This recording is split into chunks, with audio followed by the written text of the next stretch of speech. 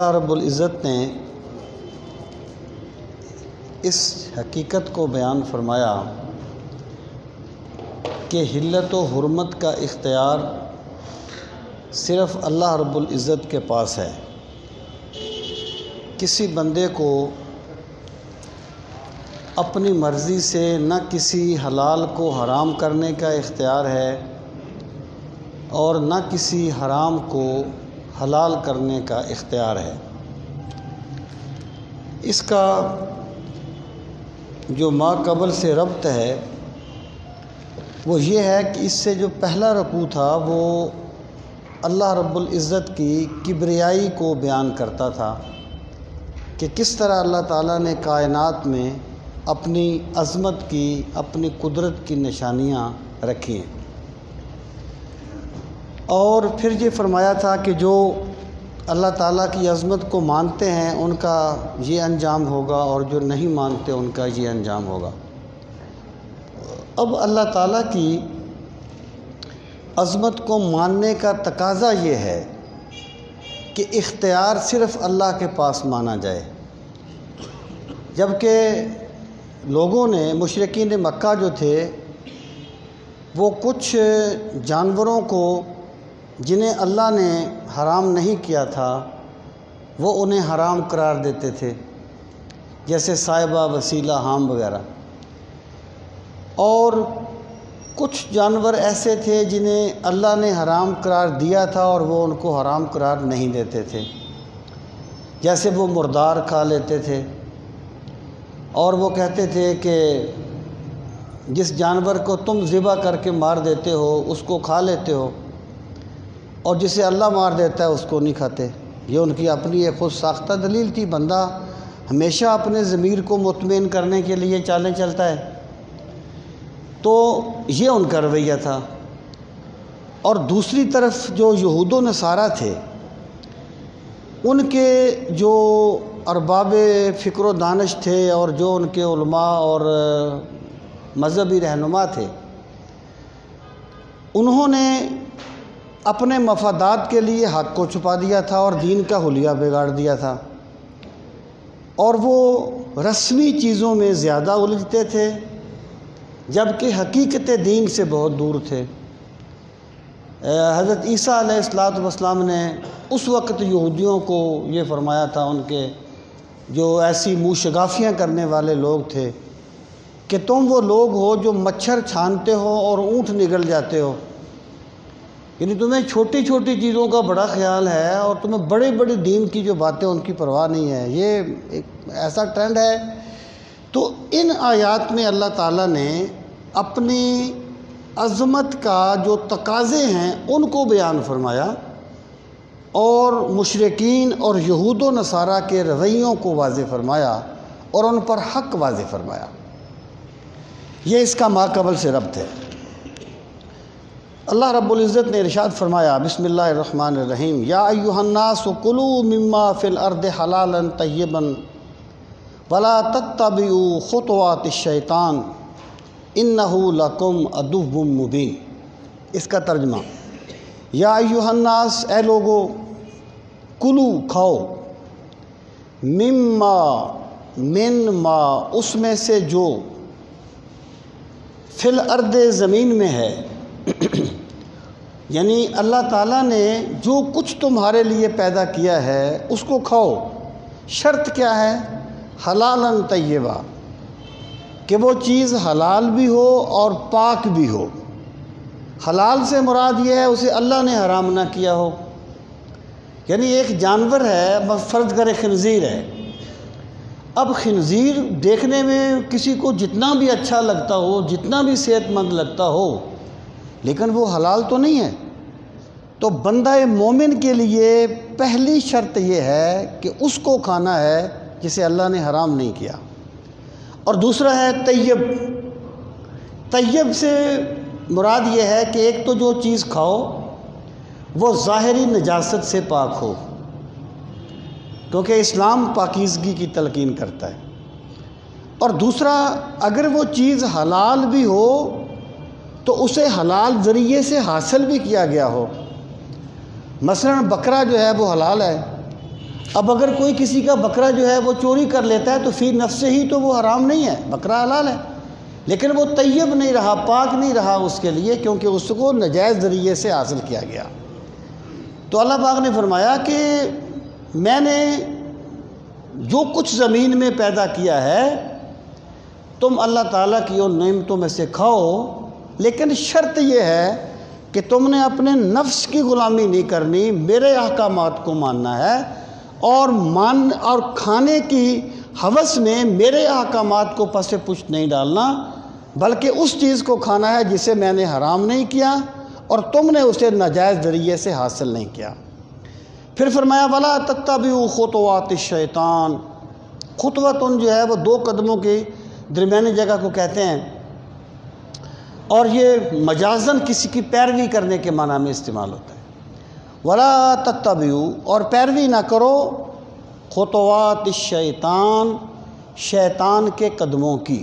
مراد کیا ہے کہ جو بھی بندہ حلال اور طیب کو چھوڑتا ہے وہ کسی دلیل پر نہیں ہوتا، دراصل وہ شیطان کے ہاتھ میں کھلونا بن چکا ہوتا ہے اور شیطان کی بات کو مان رہا ہوتا ہے، رحمان کی بات کی بجائے وہ شیطان کی بات کو مان رہا ہوتا ہے۔ اِنَّهُ لَكُمْ عَدُوٌّ مُّبِينٌ، اِنَّهُ بے شک وہ، لَكُمْ تمہارے لیے ہے، عَدُوٌّ دشمن، مبین بالکل واضح، یعنی شیطان جو ہے وہ تمہارا واضح دشمن ہے۔ تمہیں یہ خیال کرنا چاہیے کہ وہ ہمیں اچھائی کا حکم نہیں دے گا۔ یعنی مشرکین مکہ نے جن چیزوں کو خام خواہ حرام کر دیا تھا، اللہ رب العزت نے یہاں ان کی نفی فرما دی۔ اب فرمایا انما یامرکم بالسوء والفحشاء، یہ گویا عدو مبین کی ہی تفسیر ہے۔ انما کا معنی ہے فقط، یامرکم وہ حکم دیتا ہے تمہیں، یعنی شیطان، بالسوء برائی کا، والفحشاء اور بے حیائی کا۔ اچھا، سوء اور فحشاء جو ہے نا دونوں برائی کے لیے استعمال ہوتے ہیں، اور اگر الگ الگ استعمال ہوں تو یہ قریب المعنی ہوتے ہیں، لیکن جب یہ اکٹھے آئیں اس وقت ان میں فرق ہوتا ہے کہ بعض برائیاں ایسی ہوتی ہیں جنہیں شریعت نے برا کہا تو وہ برا بنا، ورنہ لوگ اسے برا نہ سمجھتے۔ جیسے رمضان کے مہینے میں دن کے وقت کسی عاقل بالغ کے لیے کھانا پینا برائی ہے، لیکن یہ برائی شریعت نے ہمیں بتائی ہے، تمہیں پتہ چلا، ورنہ عقل انسانی اس کا فیصلہ نہ کر سکتی، یہ سوء ہے۔ اور الفحشاء اس برائی کو کہتے ہیں جس کا برائی ہونا بالکل واضح ہوتا ہے اور انسان لاجیکلی بھی اس کو برا سمجھ لیتا ہے، جیسے کسی کو گالی دینا، کسی کا حق مارنا وغیرہ، یہ سوء اور فحشاء، اس کو فحشاء کہتے ہیں جس کا برائی ہونا انسان خود سمجھ لیتا ہے۔ تو اللہ پاک نے فرمایا کہ شیطان تمہیں صرف بے حیائی اور برائی کا حکم دیتا ہے۔ مطلب کیا ہے کہ شیطان تمہیں کوئی بھی اچھی بات کا حکم نہیں دے گا، یا وہ تمہیں شریعت کی نافرمانی کا حکم دے گا یا مسلمات کی نافرمانی کا حکم دے گا، تم اس سے خیر کی توقع نہ رکھو۔ وَأَن تَقُولُوا عَلَى اللَّهِ مَا لَا تَعْلَمُونَ، اور وہ کس چیز کا حکم دے گا؟ وَأَن، اور کہ، تقولو تم کہو، علی اللہ اللہ تعالیٰ پر، ما جو کچھ، لا تعلمون تم جانتے نہیں ہو، اور تم اللہ کے بارے میں وہ کہو جو تم جانتے نہیں۔ دیکھیں اللہ کیا کہتا ہے، اس کے جاننے کا صرف ایک ذریعہ ہے اور وہ پیغمبر کی ذات ہوتی ہے صلی اللہ تعالیٰ علیہ وآلہ وسلم۔ وہی کے علاوہ کسی بندے کے پاس کوئی بندہ نہیں جان سکتا کہ اللہ تعالیٰ کیا چاہتا ہے، اللہ تعالیٰ کا حکم کیا ہے۔ اب آپ دیکھیں، مثلا انہوں نے کہا کہ جی صائبہ جو ہے وہ حرام ہے، اب ان کو کیسے پتہ چل گیا کہ اللہ نے اس کو حرام کیا ہے؟ تو ہر ایسی بات جس کا تعلق غیب کے ساتھ ہو اور وحی میں اس کی وضاحت نہ کی گئی ہو، جو بندہ بھی اسے کہتا ہے کہ اللہ یہ کہتا ہے، تو دراصل وہ اللہ تعالیٰ کی ذات پہ بہتان باندھ رہا ہے اور وہ شیطان کی پیروی کر رہا ہے۔ وَأَن تَقُولُوا عَلَى اللَّهِ مَا لَا تَعْلَمُونَ۔ اب ارشاد فرمایا ان کا طریقہ کیا ہے مشرکین کا، وَإِذَا قِيلَ لَهُمْ، وَإِذَا اور جب، قیلا کہا جائے، مجہول کا صیغہ ہے ماضی سے، ماضی کالا اور مجہول قیلا، اور پھر کیلو کال جو ہے، کیلو کال کا لفظ وہ گفتگو کے معنی میں استعمال ہوتا ہے، عموماً باسط و تکرار کے معنی میں استعمال ہوتا ہے، منشا یہی ہے، سلسلہ ایک کیلو کال کی ہوتی رہے ثنا تیرے حسن و جمال کی، تو کیلو کال گفتگو کرنا یا بحث مباحثہ کرنا اس معنی میں استعمال ہوتا ہے۔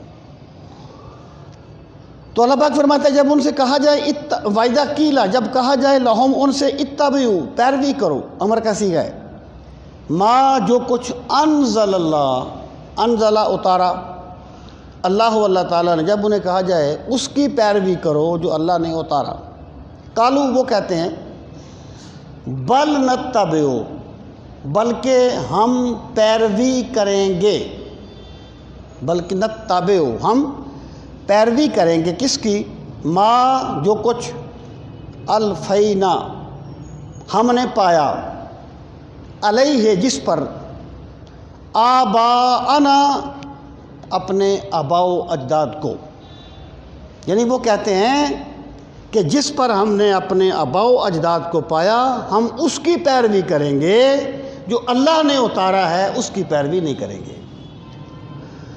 اولو کان آباؤہم لا یاکلون شیئا ولا یہتدون، اولو حمزہ استفہام کا ہے کیا، واو اور لو اگر، کانا ہوں آباؤہم ان کے آباء و اجداد، لا یاکلون عقل نہ رکھتے ہوں، سمجھ نہ رکھتے ہوں، شیئا کسی بھی چیز کی، ولا یہتدون اور نہ ہی ہدایت یافتہ ہوں۔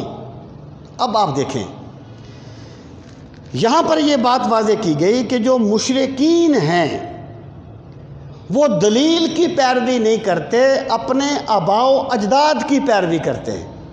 اب یہاں ہمیں سمجھ لینا چاہیے کہ آباء و اجداد کی پیروی کیا ہے، آبا پرستی کیا ہے، اور اماموں کی تقلید کیا ہے۔ یعنی جو لوگ یہ کہتے ہیں کہ ہم کسی امام کی پیروی نہیں کرتے، اماموں کی پیروی تو آبا پرستی ہے، بقول ان کے بڑا الفاظ کا گورکھ دھندا چلتا ہے، کہتے ہیں جی اماموں کی فقہ سر آنکھوں پر، لیکن قانون قرآن اور سنت کا چلے گا۔ گویا کہ امام جو ہیں وہ اپنے پاس سے کچھ کہتے رہتے ہیں اور یہ قرآن و سنت کی پیروی کرنے والے ہیں۔ پہلی بات یہ ہے کہ اماموں کی پیروی اس لیے کی جاتی ہے کہ امام قرآن و سنت سے جو استنباط کرتے ہیں وہ عام بندہ نہیں کر سکتا۔ یعنی امام کی پیروی دراصل اللہ تعالیٰ اور رسول کریم علیہ الصلوۃ والسلام کی پیروی ہی ہوتی ہے، اور امام اس کے مسئلہ مستنبط کر کے بندے کے سامنے رکھ دیتے ہیں۔ اب فرض کریں ایک صاحب کو میں نے دیکھا، وہ کہہ رہا تھا جی اماموں نے لوگوں کو الجھا دیا ہے، کوئی کچھ کہتا ہے کوئی کچھ کہتا ہے۔ بندے کو چاہیے کہ وہ قرآن و سنت سے خود مسئلہ مستنبط کرے، خود مسئلہ معلوم کرے۔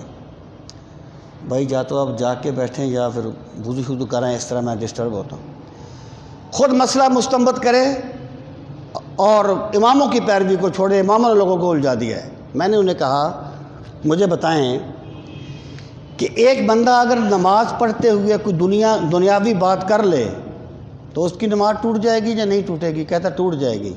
میں نے کہا دلیل کیا ہے قرآن و سنت سے؟ اس کے پاس کوئی دلیل نہیں تھی۔ میں نے کہا یہ تیرا مبلغ علم ہے کہ تیرے پاس اس پر دلیل نہیں ہے کہ نماز میں بات کرنے سے نماز ٹوٹ جاتی ہے، اور تو تان کر رہا ہے امام ابو حنیفہ اور امام مالک اور امام شافعی پر۔ دیکھیں بات یہ ہے، اماموں کی پیروی دراصل قرآن و سنت کی پیروی ہے، اور اسی لیے ہر امام نے یہ کہا کہ اگر ہمارے کسی قول کے خلاف تمہیں کوئی حدیث مل جائے تو تم نے ہماری بات نہیں ماننی، تم نے حدیث کی بات ماننی ہے، تم نے حدیث کی بات ماننی ہے۔ اس کی بہت سی مثالیں ہیں۔ مثلاً آپ دیکھیں امام ابو حنیفہ رحمۃ اللہ علیہ فرماتے ہیں، اور یہ بات مسلم ہے کہ فرض کریں گائے میں 7 آدمی شریک ہو سکتے ہیں. اب گائے میں 7 روحیں تو نہیں ہوتی نا، روح تو ایک ہی ہوتی ہے. قربانی تو اللہ کے نام پہ ذبح کرنے کا نام ہے. تو امام ابو حنیفہ سے کہا گیا کہ 7 کیسے شریک ہو سکتے ہیں، اس میں تو روح ایک ہوتی ہے. انہوں نے فرمایا چونکہ رسول کریم علیہ الصلوۃ والسلام نے فرما دیا ہے لہٰذا ہم اپنے قیاس کو سنت پر قربان کر دیں گے. اماموں کی پیروی جو کہتے ہیں نا، ہم کسی امام کی پیروی نہیں کرتے، وہ بھی دراصل اپنے علماء کی پیروی کرتے ہیں. اب میں یہ بات عرض کروں کہ آبا پرستی کیا ہے. آبا پرستی یہ ہے کہ دلیل کے مقابلے میں کوئی بندہ اپنے آبا کی بات مانے.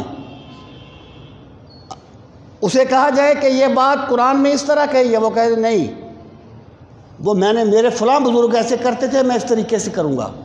یہ ہے آبا پرستی. اور قرآن نے کیا کہا، غور فرمانا، اولو کان آباؤہم لا یاکلون شیئا ولا یہتدون. اگرچہ ان کے آباء و اجداد نہ عقل رکھتے ہوں نہ ہدایت یافتہ ہوں، یعنی جن آباء کی پیروی کرنے کی ممانعت کی گئی ہے ان کی نشانی یہ بتائی گئی کہ وہ عقل نہیں رکھتے اور نہ ہی ہدایت یافتہ ہے. اس کا مطلب یہ ہے کہ امام ابو حنیفہ، امام مالک، امام شافعی، جن کے علم کو زمانہ قیامت تک سمجھ نہیں سکے گا اور جو ہدایت کے مینار تھے، ان کی پیروی کرنے کو قرآن نے آبا پرستی نہیں کہا.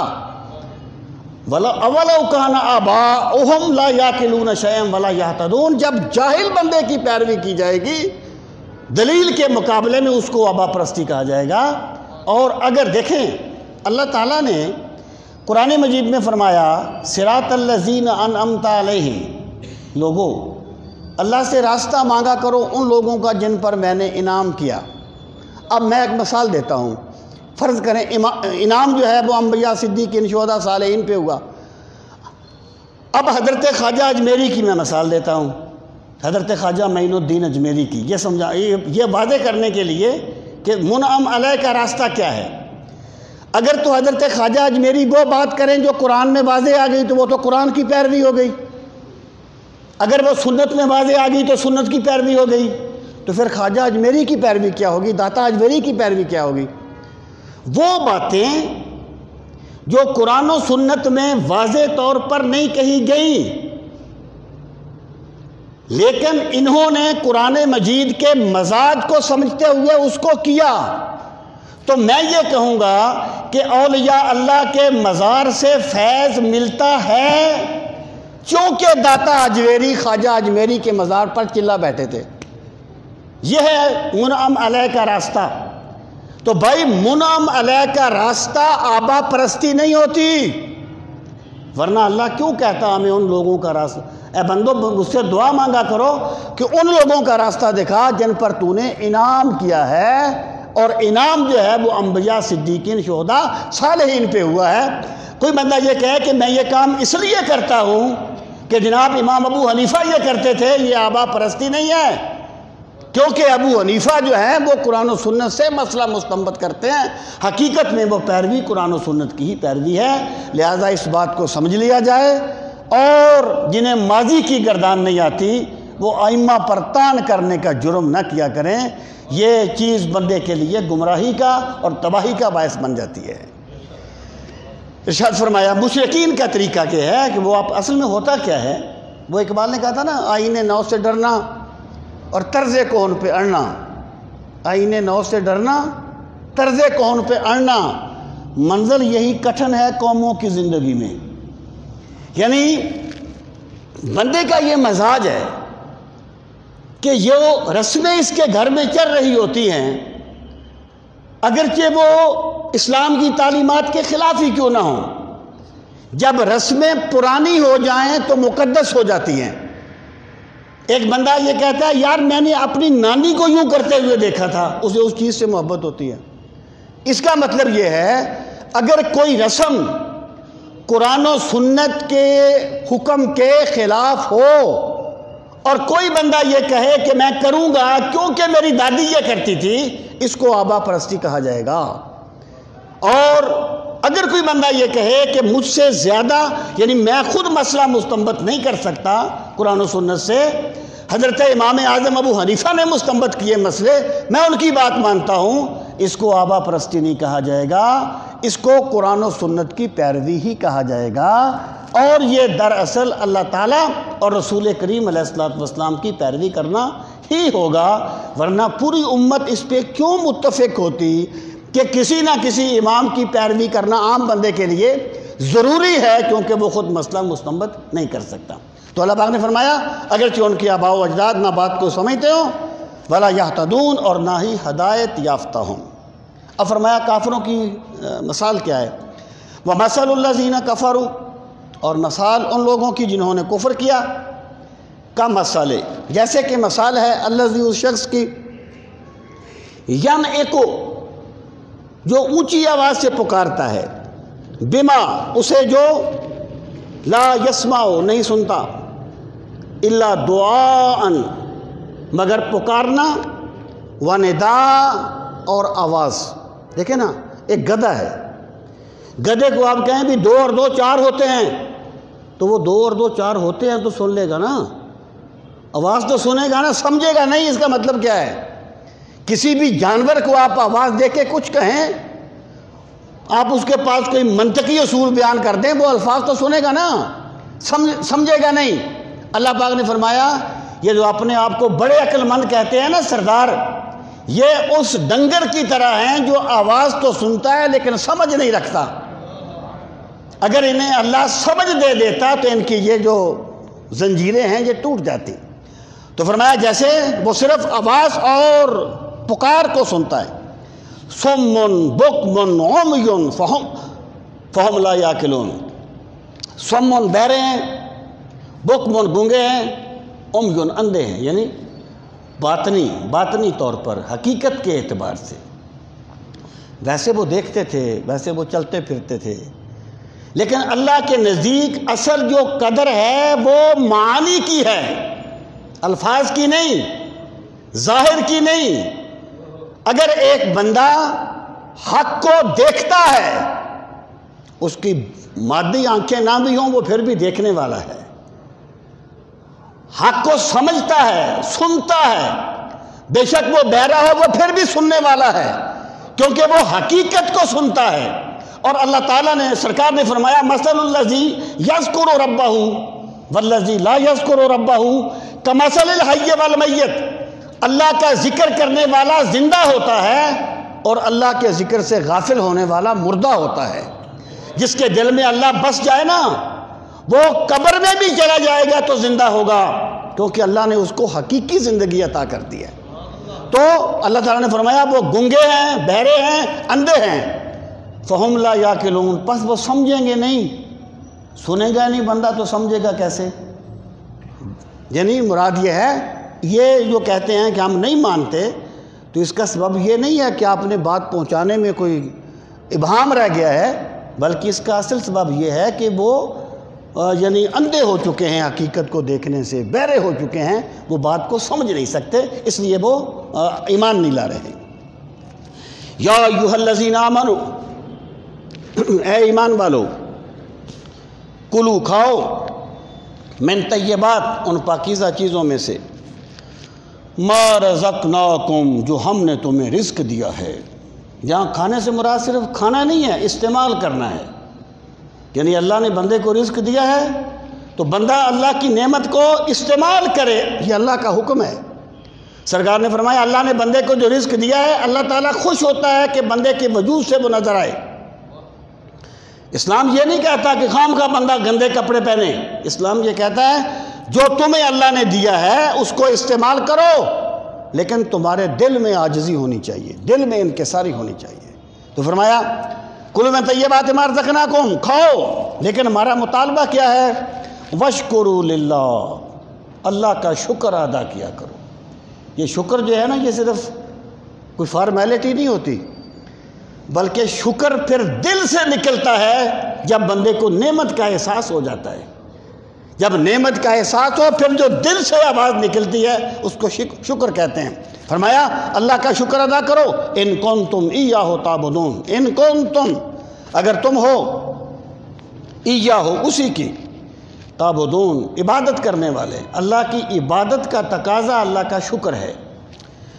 انما حرم علیکم المیتۃ والدم ولحم الخنزیر۔ اب اہل ایمان کو حکم دینے کے بعد اب فرمایا مشرکین کا طریقہ کیا ہے۔ انہوں نے جانوروں کو جنہیں اللہ نے حلال کیا حرام کر لیا، جنہیں حرام کیا ہے وہ حلال سمجھتے ہیں۔ تو فرمایا انما حرم، فقط حرام کیا ہے اللہ تعالیٰ نے، علیکم تم پر، المیتۃ، یعنی اللہ نے صائبہ، وسیلہ، حام ان کو حرام نہیں کیا۔ اللہ نے کس کو حرام، اور پھر میں یہ بات بھی عرض کر دوں، یہاں 4 چیزیں ذکر کی گئی ہیں نا جن کو حرام کیا گیا، تو یہاں محرمات کی پوری فہرست دینا مقصود نہیں ہے، بلکہ جو چیزیں حرام تھیں اور وہ انہیں حرام نہیں کہتے تھے ان کو ذکر کیا گیا ہے۔ کتے کو وہ بھی نہیں کھاتے تھے، بلی کو وہ بھی نہیں کھاتے تھے، اس کو کہتے ہیں محرمات طبعی، ان کا ذکر نہیں کیا گیا۔ تو فرمایا اللہ نے حرام کیا تم پر کیا، المیتۃ، مردار، یعنی جو جانور بغیر ذبح کیے مر جائے اس کو میتہ کہتے ہیں، اللہ نے اس کو حرام کیا، مشرکین اس کو کھاتے تھے۔ والدم، اور خون، یعنی دوسرے مقام پر ہے دمم مسفوحن، بہنے والا خون، جو خون بہتا ہے اس کو اللہ نے حرام کیا۔ ولحم الخنزیر، اور خنزیر کا گوشت اللہ نے حرام کیا، یعنی لحم الخنزیر سے مراد ہے مکمل خنزیر، یعنی اس کا پورا وجود اللہ نے حرام کیا۔ وما، اور جو کچھ اہل، بلند کیا جائے، بہی، ساتھ اس کے، لغیر اللہ، اللہ کے علاوہ، اور وہ جانور بھی اللہ نے حرام کیا جس پر غیر خدا کا نام بلند کر دیا جائے۔ اب سامعین محترم، یہ جو آیا کریمہ ہے اس کا یہ مطلب نہیں ہے اگر کسی بندے نے یہ کہہ دیا کہ یہ بکرا غوث پاک کا ہے تو وہ حرام ہو جائے گا، کیوں؟ وہاں غیر خدا کا نام پکار دیا گیا۔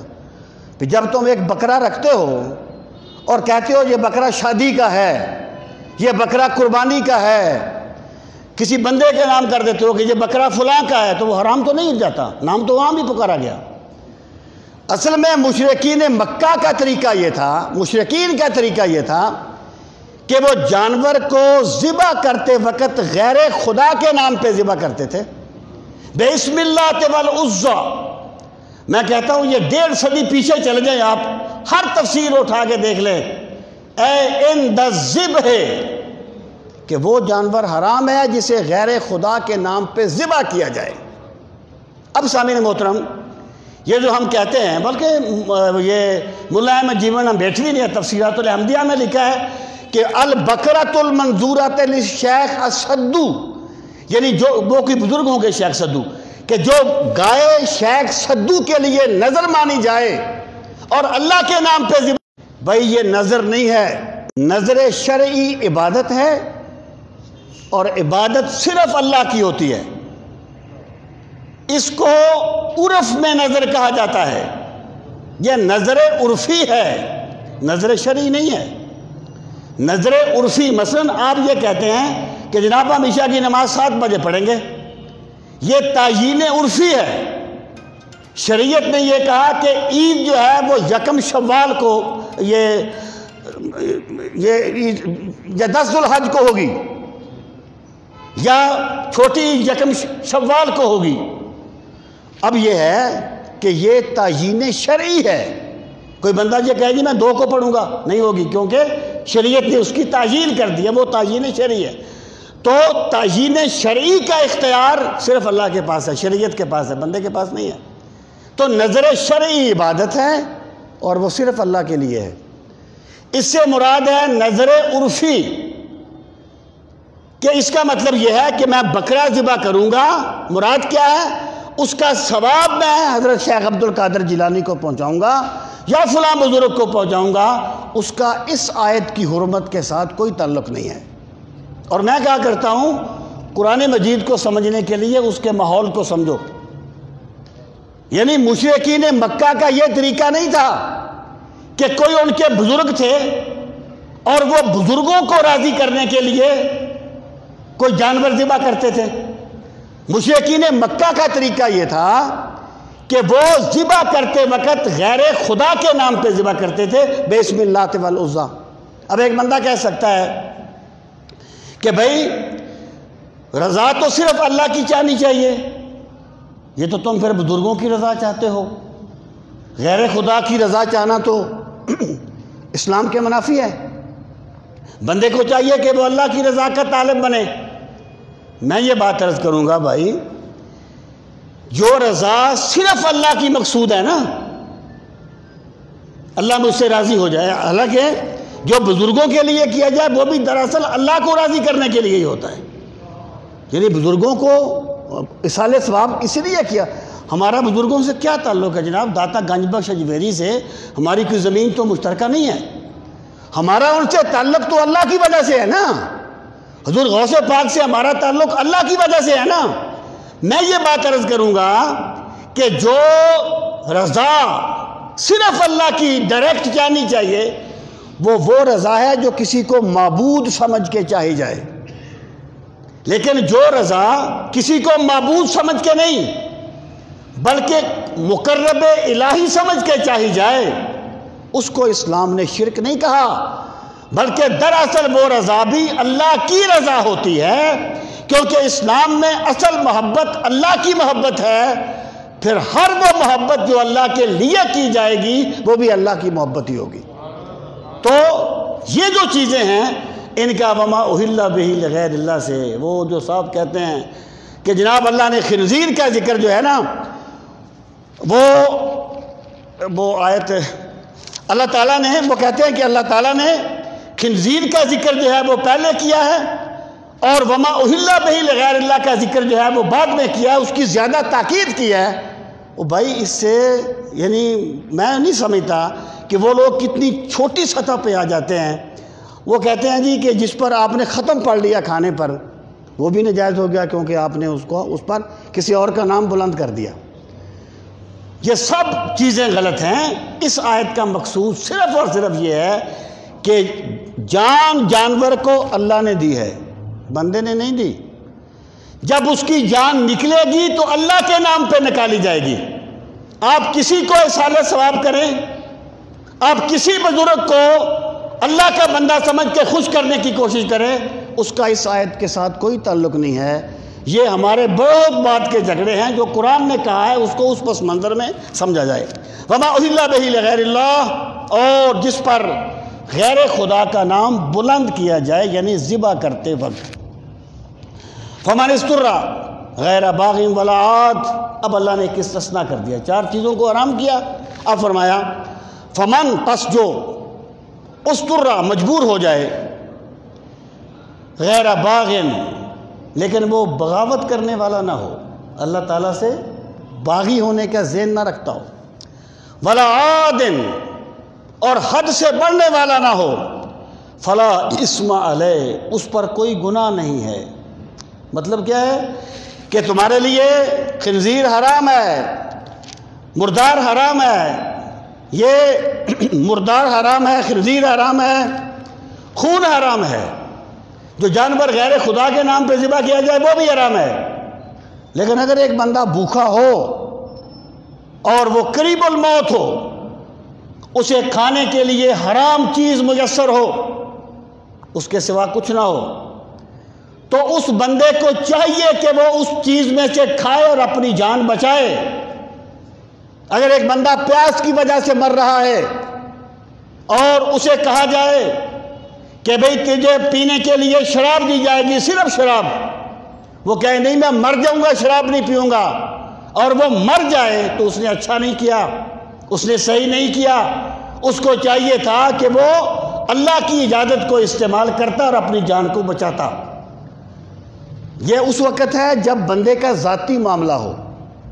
اگر معاملہ جو ہے وہ متعدی ہو جائے، مثلا ایک بندہ کہے کہ تو اللہ تعالیٰ کی توہین کر یا رسول کریم علیہ السلام کی توہین کر ورنہ میں تجھے مار دوں گا، اور وہ مار سکتا ہو، شواہد کہتے ہو مار دے گا، تو اس بندے کے لیے اجازت ہے کہ کلمہ کفر کہہ کے اپنی جان بچا لے، اجازت ہے، کمال نہیں ہے، اگر اس نے کہا میں کلمہ کفر نہیں کروں گا، نہیں کہوں گا، بے شک میری جان چلی جائے، اور اس نے اسے قتل کر دیا تو وہ شہادت کی موت مرا ہے۔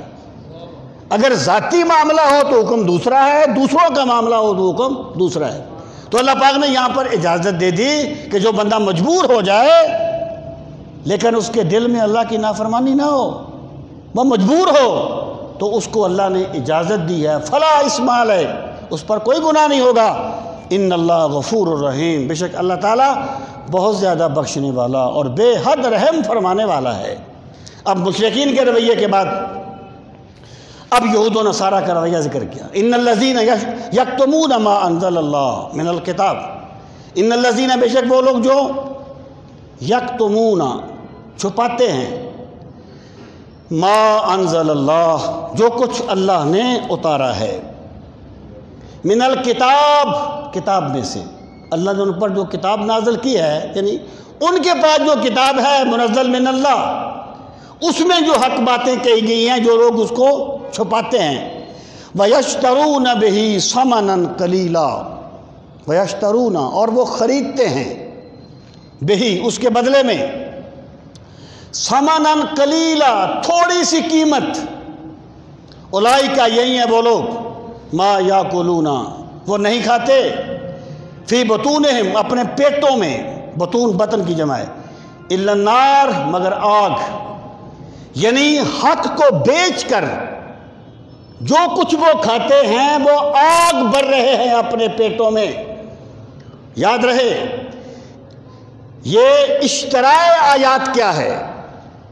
اشتراء آیات یہ نہیں ہے کہ ایک بندے نے فرض کریں تراویح میں قرآن مجید سنایا اور اس کی کوئی خدمت کر دی گئی، کوئی کہے اس نے آیات کو بیچ دیا، یہ بات نہیں ہے۔ رسول کریم علیہ السلام نے فرمایا وہ چیز جس پر سب سے بڑھ کر خدمت کرنی چاہیے وہ اللہ کا قرآن ہے۔ اشتراء آیات یہ ہے کہ بندہ آیات کو پیسے لینے کے لیے بدل کے بیان کرے، یہ ہے اشتراء آیات، جس طرح یہود و نصارہ کرتے تھے۔ فرمایا جو لوگ بیچتے ہیں آیات کو تھوڑی قیمت کے بدلے میں، یہاں تھوڑی قیمت سے مراد یہ نہیں ہے کہ زیادہ قیمت کے بدلے میں بیچا جا سکتا ہے، مراد اس سے یہ ہے کہ جس بندے نے حق کو بیچ کر جتنا کچھ بھی حاصل کر لیا اس نے بڑے گھاٹے کا سودا کیا ہے، اس نے بڑے نقصان کا سودا کیا ہے۔ تو اللہ کی آیات کو جس نے بھی بیچا تھوڑی قیمت پر ہی بیچا، بے شک اس نے اربوں خربوں کیوں نہ لے لیے ہوں، تو فرمایا وہ اپنے پیٹوں میں آگ بھرتے ہیں۔ اب اس کا انجام کیا ہوگا؟ وَلَا يُكَلِّمُهُمُ اللَّهُ يَوْمَ الْقِيَامَةِ، اللہ قیامت کے دن لا يُكَلِّمُهُمْ اللہ کلام نہیں کرے گا ان سے قیامت کے دن۔ یعنی کلام کرنے سے مراد کیا ہے؟ کلام محبت۔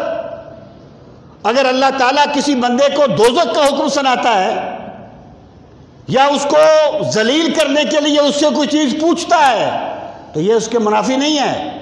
لا یکلمہم سے مراد یہ اللہ تعالیٰ ان سے کلام محبت نہیں فرمائے گا، ولا یزکیہم اور اللہ انہیں صاف نہیں کرے گا۔ اب قیامت میں تزکیہ کیا ہوگا؟ یہ بات میں پہلے بھی عرض کرتا رہتا ہوں کہ اگر کوئی کلمہ گو دوزخ میں چلا گیا تو وہ اپنے گناہوں کی سزا بھگت کے جنت میں آ جائے گا۔ یعنی مومن کو اگر سزا ہوئی تو اسے پاک کرنے کے لیے ہوگی، آگ اس کی غلطیاں جلا دے گی، لیکن کافر کو جو عذاب ہوگا وہ اسے پاک کرنے کے لیے نہیں ہوگا، ذلیل کرنے کے لیے ہوگا۔ اس لیے کافروں کو ملنے والے عذاب کو عذاب مہین کہا گیا ہے۔ تو ولا یزکیہم سے مراد یہ ہے کہ وہ جتنا بھی دوزخ میں رہے گا پاک نہیں ہوگا، بلکہ وہ ویسا ہی پلید رہے گا جیسا دنیا میں ناپاک تھا۔ وَلَهُمْ عَذَابٌ عَلِيمٌ اور ان کے لیے بڑا دردناک عذاب ہوگا۔ اولئک الذین اشتروا الضلالۃ بالہدی، یہ ان کا جرم بیان فرمایا۔ اولئک یہی ہیں وہ لوگ، الذین جنہوں نے اشتروا خرید لیا، الضلالہ گمراہی کو، بالہدی ہدایت کے بدلے میں۔ اللہ نے ان کے پاس اپنے رسول کو بھیجا تھا، حق کو بھیجا تھا، اپنے پیغمبر آخر الزماں کو بھیجا تھا، ان کے پاس آپشن تھا کہ وہ سرکار پر ایمان لاتے اور دارین کی کامیابیاں پا لیتے، لیکن انہوں نے کیا کیا کہ گمراہی کو اختیار کر لیا اور ہدایت کو چھوڑ دیا۔ والعذاب بالمغفرہ، اور ان لوگوں نے مغفرت کے بدلے میں عذاب کو خرید لیا، مغفرت کے بدلے میں وہ عذاب کے مستحق ہو گئے۔ فما اصبرہم علی النار، ما یہاں پر تعجبیہ ہے، اور وہ کتنا زیادہ صبر کرنے والے ہیں علی النار، آگ پر، وہ آگ پر کتنا زیادہ صبر کرنے والے ہیں کہ مغفرت کو چھوڑ کے آگ کو خرید رہے ہیں۔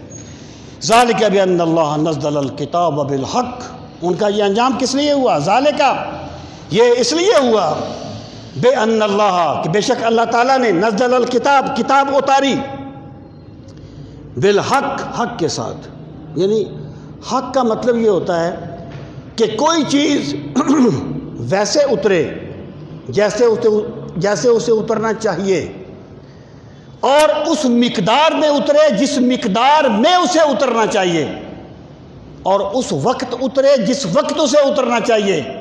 تو قرآن کو حق کے ساتھ نازل کیا کا مطلب یہ ہے اللہ نے اسے ویسے اتارا جیسے اسے اتارنا چاہیے تھا، اور اس وقت اتارا جب کائنات ہدایت کی پیاسی تھی اور ہدایت کی بھوکی تھی۔ ہم نے قرآن کو جو انکار کرتے ہیں اس چیز کا جو اللہ نے حق کے ساتھ اتاری، یہ وہ لوگ جنہوں نے اس چیز کہ اللہ تعالیٰ نے اپنی کتاب کو حق کے ساتھ اتارا، وَإِنَّ الَّذِينَ اخْتَلَفُوا فِي الْكِتَابِ، اور بے شک وہ لوگ جنہوں نے اختلاف کیا کتاب میں، لَفِي شِقَاقٍ بَعِيدٍ، شقاق کہتے ہیں دشمنی کو، ایک ہوتا ہے کہ بندے پر حق واضح نہیں ہوا اور اس نے نہیں مانا، ایک ہے بندے نے نہیں مانا کیونکہ اس کا مفاد آڑے آ گیا تھا، اس نے ضد کی وجہ سے نہیں مانا۔ بنی اسرائیل کا المیہ یہ تھا، وہ کہتے تھے کتاب بنی اسرائیل پر کیوں نہیں آئی، بنی اسماعیل پر کیوں آ گئی؟ اللہ فرماتا ہے یہ دور کی ضد کی وجہ سے حق کا انکار کر رہے ہیں، ورنہ میرے پیغمبر نے حق کو آخری حد تک واضح کر دیا ہے۔ لیس البر ان تولوا وجوہکم قبل المشرق والمغرب، یہ ان کی رسموں کا ذکر ہے کہ یہود اور جو اہل کتاب تھے یہ اس میں تو جھگڑتے تھے کہ قبلہ مشرق میں ہوگا یا مغرب میں، لیکن اللہ کی توحید کے کیا تقاضے ہیں، ایمان کے کیا تقاضے ہیں، اس چیز کی انہوں نے فراموش کیا ہوا تھا۔ اور یہ وہ لوگ تھے جنہوں نے دین کے نام پہ دنیا کمائی تھی اور کمال کی دنیا کمائی تھی۔ اب اللہ پاک فرماتا ہے لیس البر ان تولوا وجوہکم، لوگوں نیکی یہی نہیں ہے کہ تم پھیر لو اپنے چہروں کو قبل المشرق والمغرب، مشرق یا مغرب کی طرف، یعنی تم منہ اپنا مشرق کی طرف کر لیتے ہو لیکن تمہارے اندر اللہ کی یاد نہیں بسی، تمہارے من میں ایمان نہیں اترا، تو پھر اللہ ان رسموں کو نہیں دیکھتا، اللہ تو حقیقت کو دیکھتا ہے۔ لیس البر ان تولوا وجوہکم قبل المشرق والمغرب ولکن البر، لیکن نیکی کیا ہے؟ من آمن باللہ، جو بندہ اللہ کی عظمت پر ایمان لے آیا، والیوم الآخر، اور یوم آخرت پر ایمان لایا۔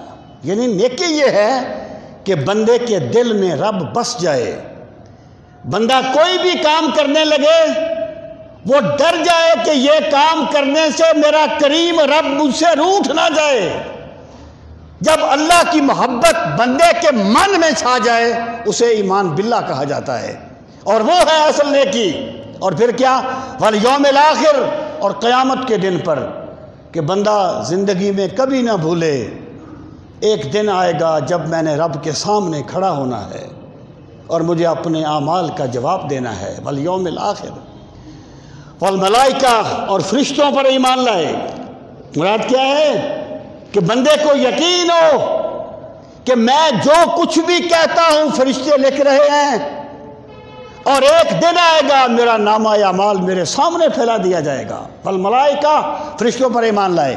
والکتاب، اللہ کی کتاب، جن سے کتاب پر ایمان لائے، یعنی مانے کتاب کی ہر بات کو۔ والنبیین، اللہ کے نبیوں پر ایمان لائے، یہ ہے حقیقت ایمان۔ وَآتَى الْمَالَ عَلَىٰ حُبِّهِ۔ اب جب بندے نے اللہ کو مان لیا، اس کے کچھ تقاضے بھی تو ہوں گے نا۔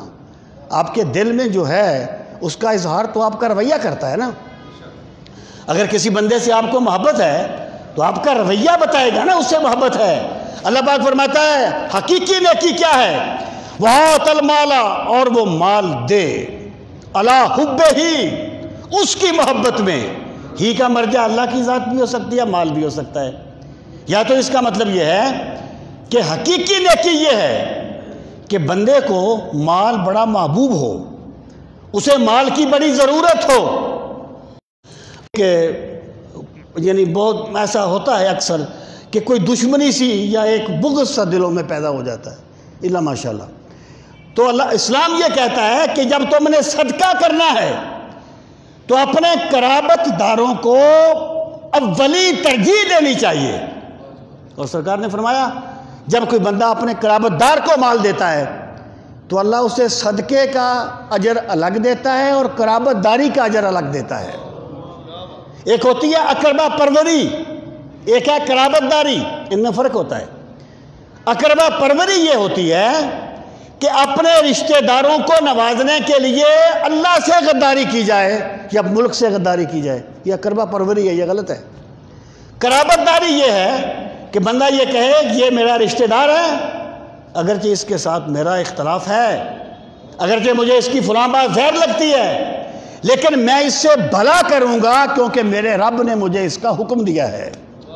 اس کو کمال ایمان کہا جاتا ہے۔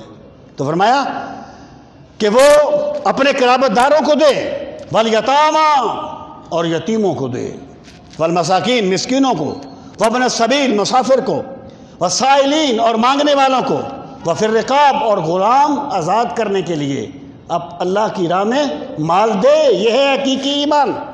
وَأَقَامَ الصَّلَاةَ، اور پھر نماز قائم کرے۔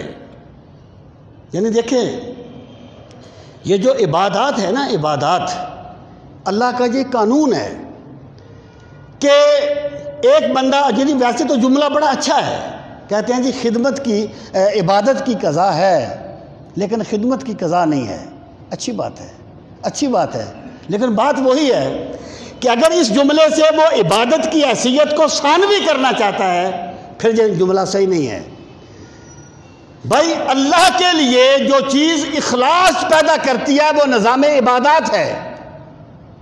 اگر ایک بندہ نظام عبادات کو نہیں اپناتا، وہ کوئی بھی خدمت خلق کرے گا، اس کی طے میں کوئی اور چیز آئے گی، اللہ کی رضا نہیں آئے گی۔ جو چیز اللہ کی رضا کا ملکہ پیدا کرتی ہیں وہ اللہ تعالیٰ کا نظام عبادات ہے۔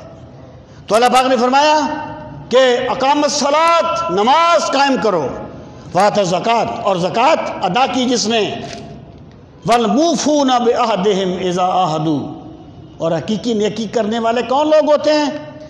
وہ پورا کرنے والے ہوتے ہیں اپنے وعدوں کو، اذا عاہدوا، جب بھی وہ کوئی وعدہ کریں، اللہ سے وعدہ کریں، اللہ کے رسول سے وعدہ کریں، بندوں سے وعدہ کریں، اللہ فرماتے ہیں اپنے قول کو پورا کرتے ہیں۔ وہ یہ نہیں کہتے کہ اگر میں نے کہہ دیا تھا تو کوئی حدیث تو نہیں بن گئی۔ یہ حق کا مذاق نہیں اڑانا چاہیے، بندے کو اپنی کمی کا احساس کرنا چاہیے اور تسلیم کرنا چاہیے۔ فرمایا وہ اپنے وعدوں کو پورا کرتے ہیں۔ والصابرین فی البأساء والضراء، جن کے من میں نیکی اتر جاتی ہے نا، وہ صرف اچھے حالات میں اللہ سے خوش نہیں ہوتے، وہ برے حالات میں بھی اللہ سے خوش ہوتے ہیں۔ برے حالات میں بھی ان کا رویہ بتاتا ہے کہ یہ رب کے سامنے جھکنے والے۔ فرمایا والصابرین، اور وہ استقامت اختیار کرنے والے ہوتے ہیں، فی البأساء، تنگی میں، سختی میں، والضراء، اور تنگی میں۔ باسا جو ہے نا یہ جسم کی بیماری کے لیے آتا ہے، اور ضراء جو ہے وہ مالی نقصان کے لیے آتا ہے۔ وحین الباس، اور جب جنگ ہوتی ہے، یعنی جب جنگ کا عالم ہوتا ہے نا تو وہ دشمن کو دیکھ کے حق سے فرار اختیار نہیں کرتے، بلکہ وہ ڈٹ جاتے ہیں اپنے رب کے کلمہ کو بلند کرنے کے لیے۔ اللہ فرماتا ہے حقیقی نیکی یہ ہے لوگوں، اولئک الذین صدقوا، یہی ہیں وہ لوگ جو اپنے دعوی ایمان میں سچے ہیں، جو نیکی کے دعوے میں سچے ہیں۔ وَأُولَئِكَ هُمُ الْمُتَّقُونَ، اور یہی ہیں وہ لوگ جو اللہ سے ڈرنے والے ہیں، جو متقی ہیں، صاحب تقوی ہیں۔ یا ایھا الذین آمنوا کتب علیکم القصاص فی القتل الحر بالحر۔ یہ جو یہود و نصارہ تھے، ان کا طریقہ یہ تھا کہ یہود میں قصاص تو تھا، دیت نہیں تھی، اور نصارہ میں دیت تھی، قصاص نہیں تھا۔ اب اللہ رب العزت نے اہل ایمان کے لیے یہ ایک نرمی کر دی کہ تمہارے لیے قصاص بھی کا آپشن بھی ہے، اور اگر مقتول کے ورثہ راضی ہوں تو دیت کا آپشن بھی ہے۔ اور پھر ان کا طریقہ کیا تھا عربوں میں؟ ایک طریقہ یہ تھا کہ اگر کسی کمزور قبیلے کے بندے نے کسی طاقتور قبیلے کے بندے کو مار دیا، وہ کہتے تھے ہم قصاص میں ان کے 10 بندے ماریں گے، 5 بندے ماریں گے، کیونکہ ہم بڑا اعلیٰ قبیلہ ہے۔ عورت قتل ہوگی، کہتے ہیں ہم بدلے میں مرد کو قتل کریں گے۔ تو اس آیت میں اللہ تعالیٰ نے ان رسموں کی اصلاح فرمائی ہے۔ اور ہے کیا چیز؟ نیکی سے اس کا کیا ربط ہے؟ بڑا واضح ربط ہے کہ یہ غصے کا عالم ہوتا ہے۔ جب ایک بندہ قتل ہو گیا نا تو مقتول کے ورثہ غصے میں ہیں۔ اللہ فرماتا ہے تمہارا غصہ بھی حکم الہی کے تابع ہونا چاہیے، یہ ہوگی تمہاری حقیقی نیکی۔ یہ نہیں ہے کہ بندہ خوشی میں ہو تو وہ اللہ کی بات مان لے اور غصے میں ہو تو بات نہ مانے۔ تمہارا غصہ بھی حکم الہی کے تابع ہونا چاہیے، یہ حقیقی نیکی ہے۔ جیسے کہ سرکار نے فرمایا تھا نا کہ میں جو کچھ کہتا ہوں لکھ لیا کرو، میں خوشی میں ہوں تب بھی حق بولتا ہوں، غصے میں ہوں تب بھی حق بولتا ہوں۔ جس بندے کا غصہ حکم الہی کے تابع نہیں رہا، اس کا مطلب یہ ہے وہ کامل طور پر اللہ کے سامنے جھکنے والا نہیں ہے۔ اللہ پاک نے فرمایا یا ایھا الذین آمنوا، اے وہ لوگوں جو ایمان لائے، کتب علیکم القصاص، تم پر قصاص لکھ دیا گیا، فرض کر دیا گیا، فی القتل، مقتول کے بارے میں۔ قصاص کا معنی ہوتا ہے بدلہ، یعنی قاتل کو بدلے میں قتل کر دینا۔ الحر بالحر، آزاد کے بدلے میں آزاد۔ والعبد بالعبد، اور غلام کے بدلے میں غلام۔ نہیں، اس کا یہ مطلب نہیں ہے کہ اگر غلام نے کسی آزاد کو قتل کر دیا تو اس کو قتل نہ کرو کیونکہ غلام کے بدلے میں غلام قتل ہوگا۔ نہیں، یہ بات نہیں ہے۔ اصل بات یہ انہیں یہ کہا جا رہا ہے کہ اگر غلام قتل ہوا ہے، غلام نے قتل کیا ہے، تو بدلے میں اسی کو قتل کیا جائے گا۔ تو غلام کے بدلے مساوات ہونی چاہیے قصاص لینے میں۔ والانثى بالانثى، اور عورت کے بدلے میں عورت۔ فمن عفی لہ من اخیہ شیء، فمن، پس جو، عفی، معاف کر دیا گیا، لہو جسے، من اخیہ، اس کے بھائی کی طرف سے، شیء، کوئی چیز، فاتباع، تو چاہیے کہ وہ پیروی کرے، بالمعروف، اچھائی کے ساتھ۔ مراد یہ ہے کہ تمہیں قصاص اور دیت کا اختیار ہے، قصاص کا بھی اختیار ہے، لیکن اگر مقتول کے ورثہ یہ چاہیں کہ ہم دیت کم کر دیں تو مقتول کے ورثہ کر سکتے ہیں۔ یاد رہے کہ قاتل کو معاف کرنا یہ حق ریاست کے پاس نہیں ہے، یہ حق مقتول کے ورثہ کے پاس ہے۔ اگر ایک بندہ لا وارث ہو اس کا ولی ریاست ہوتی ہے، اگر ایک بندہ وارث ہے یعنی اس کا خاندان موجود ہے تو کوئی دوسرا بندہ معاف نہیں کر سکتا اس کے قاتلوں کو۔ قاتلوں کو معاف کرنے کا حق صرف مقتول کے ورثاء کے پاس ہے۔ اللہ پاک نے فرمایا تو جسے کچھ معاف کر دیا جائے، فاتباع بالمعروف، تو پھر وہ بڑے عمدہ طریقے سے اس اپنے وعدے کو نبھائے، جو اس نے دیت طے کی ہے اس کو عطا کرے۔ وَأَدَاءٌ عَلَيْهِ بِإِحْسَانٍ، اور وہ اسے ادا کرے بڑی بھلائی کے ساتھ۔ یعنی یہ نہیں ہے کہ بس موقع ٹل گیا ہے اب وہ ٹال مٹول شروع کر دے، یہ بھی ایمان کے تقاضے ہوتے ہیں۔ یعنی جو بندہ جو ہے وہ معاملات میں اچھا نہیں ہے نا، اس کے دل میں اللہ کی یاد نہیں اتری، عبادات اسی کی قبول ہوئی جس کے معاملات سنور گئے۔ تو فرمایا اسے احسان کے ساتھ ادا کرو۔ ذالک تخفیف من ربکم، یہ تخفیف ہے، نرمی ہے تمہارے رب کی طرف سے۔ ورحمتن اور رحمت ہے، فمن اعتدی بعد ذالک جس نے زیادتی کی اس کے بعد فلہ عذاب علیم تو اس کے لیے بڑا دردناک عذاب ہے۔ یعنی زیادتی کرنے سے مراد یہ ہے کہ اللہ نے کہا تھا کہ ایک کے بدلے میں ایک کو مارو، قاتل کو مارو، اس نے 2 مار دیے۔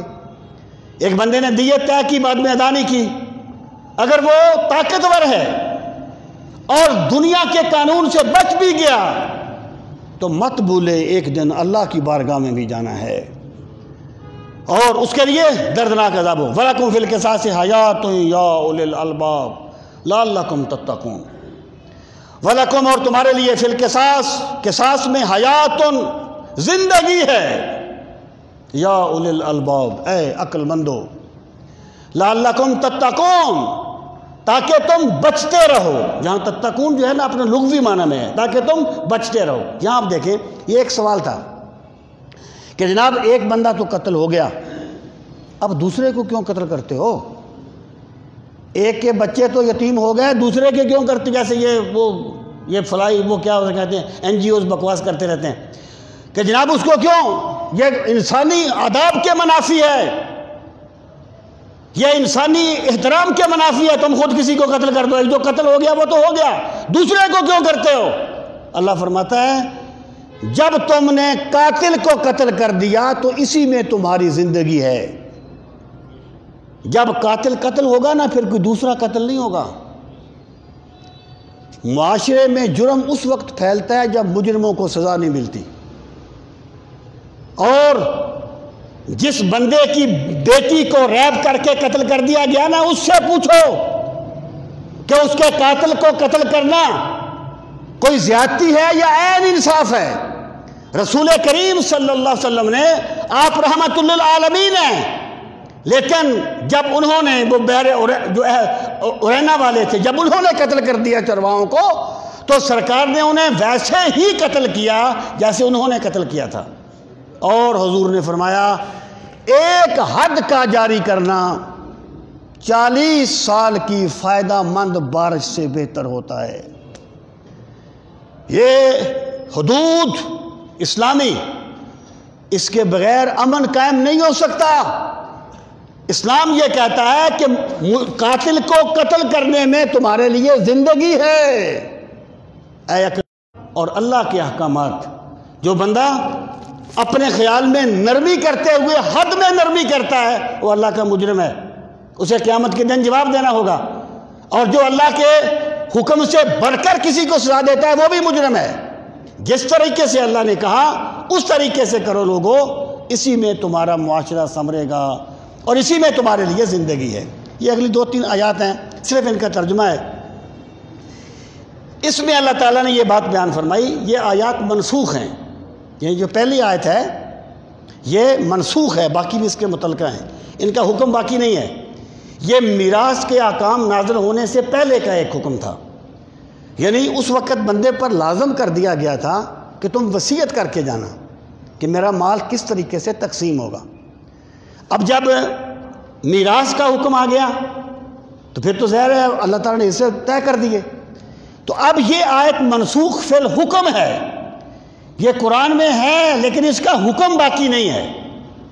پہلے اللہ تعالیٰ نے جان کی حفاظت کا حکم دیا تھا، اب مال کی حفاظت کا حکم دیا ہے، تو ارشاد فرمایا کتب علیکم، فرض کر دیا گیا تم پر، اذا حضر، جب آ جائے، احدکم الموت، تم میں سے کسی ایک کو موت، یعنی جب کوئی بندہ قریب الموت ہو اس پر لازم ہے کیا؟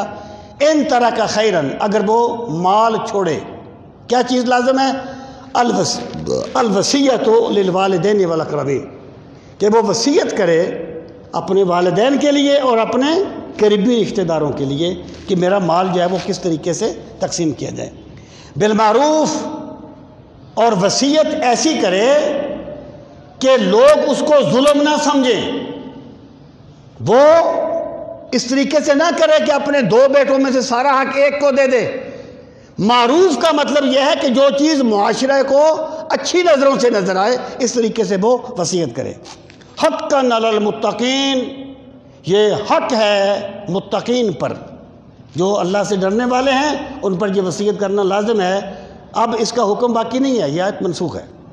فمن بدلہ، پس جس نے بدل دیا اسے، بعد ما سمعہ، بعد اس کے کہ اس نے سنا، یعنی ایک بندہ سفر میں تھا، اس کے ساتھ کوئی ساتھی تھا، ایسا ایک واقعہ بھی پیش آیا تھا، اس کا ساتھی تھا تو اس نے مرتے وقت کوئی وصیت کی، تو جس بندے نے آ کے اس کے خاندان میں اس کو بتایا، اس نے اس میں اپنی طرف سے تبدیلی کر دی، اس کا اپنی کوئی ترجیحات تھی، کسی بندے کے ساتھ اس کو زیادہ مال دے دیا۔ اب اللہ پاک نے فرمایا فَمَن بَدَّلَهُ، پس جس نے بدل دیا اسے، بعد ما سمعہ، بعد اس کے کہ اس نے اسے سنا، فَإِنَّمَا اسْمُهُ عَلَى الَّذِينَ، یہ والا ہے کہ بندے نے کیا کیا ہے، اللہ کے علم سے کچھ باہر نہیں ہے۔ فَمَنْ خَافَ، پس جو ڈر گیا، من موسن، کسی وصیت کرنے والے سے، جنفن، کسی جکاؤ سے، حنف بھی جکا کو کہتے ہیں، جیسے حنیفہ کا لفظ ہے حنف، اور جنف بھی جکا کو کہتے ہیں۔